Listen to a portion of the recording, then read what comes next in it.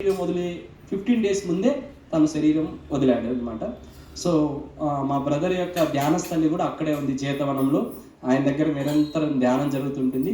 మా బ్రదర్కి ఒకటే ఒక సంకల్పం ఉండేది, ఆయన అక్కడ ఎవరైనా సరే అక్కడి జేతవనానికి వస్తే మొట్టమొదటిగా అందరికీ అన్నం పెట్టాలి, ఫస్ట్ చేయాల్సింది.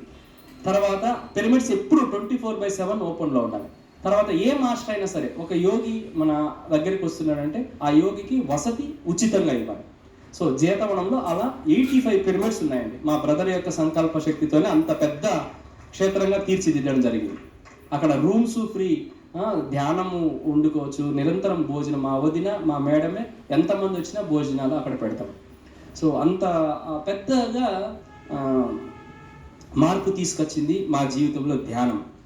ఒక ధ్యానం వల్ల ఎలా ఒక వాల్మీకి మహర్షి బోయేవాడు వాల్మీకి మహర్షి అయ్యాడు, మా జీవితంలో కూడా సేమ్ యాజ్ ఇట్ ఈజ్గా అలాగే జరిగింది. అంత పెద్ద సృష్టి జరిగిందంటే ఒక ధ్యాన శక్తే కదా. మరి ఒక ధ్యానానికి ఎంత శక్తి ఉంది, మరి ధ్యానానికి ఎంత ఇంపార్టెన్స్ ఉంది.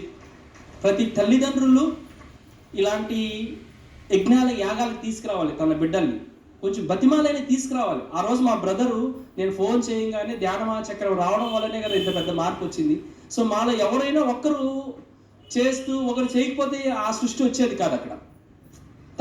నాకు ఎందుకు అంటే నేను నా రూట్లోనే ఉంటానంటే మరి నేను చేయలేను కదా. మరి ఇద్దరం కలిసాం కాబట్టి అంత పెద్ద సృష్టించబడింది. సో ఆ పేరెంట్స్ కూడా ఎప్పుడు తన బిడ్డలకు చెప్తూ ఉండాలి అహింస గురించి, ధ్యానం గురించి. ఏదో రోజు వాళ్ళకి అవసరమైనప్పుడు కంపల్సరీగా వాళ్ళకి వెళ్ళి తీరుతారు.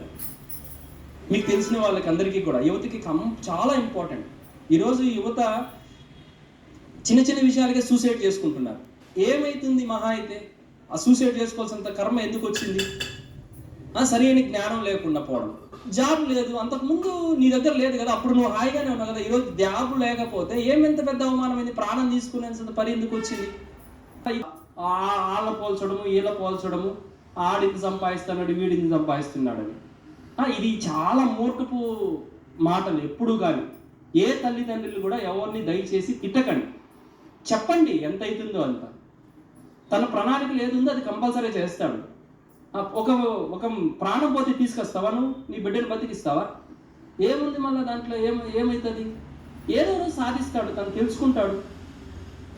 ఇలాంటి ధ్యానంకో జ్ఞానానికో వస్తే ఒక క్షణంలో మారిపోతాడు. మా బ్రదరు అటువంటి రాక్షసుడు మరి ఒక క్షణంలో మారిపోయాడా లేదా? మరి పత్రిసార్ అందుకే కదా ఇంత యాగాల్ని యజ్ఞాల్ని ఆయన సృష్టించింది. అందరి మారడానికి ఆ యొక్క శక్తిలోకి రాగానే ఆటోమేటిక్గా ఎవరికైనా మార్పు వస్తుంది.